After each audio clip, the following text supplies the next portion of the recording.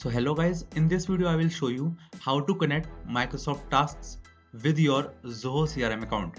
So for that you will need to open any web browser on your computer and then search Zoho CRM. Now scroll down and select this website right here. Log into your account right here and after that select this profile icon. Now go with this option right here called Access Zoho CRM. After coming on the home page, you guys will need to select this settings icon right here.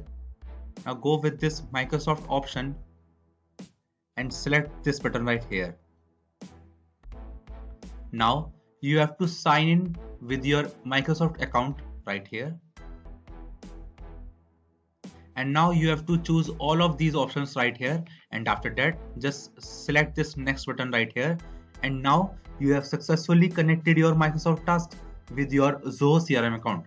So that's it for the video guys. If you find this video helpful, then make sure to share it with your friends and also subscribe to our channel for more such videos, and thanks for watching.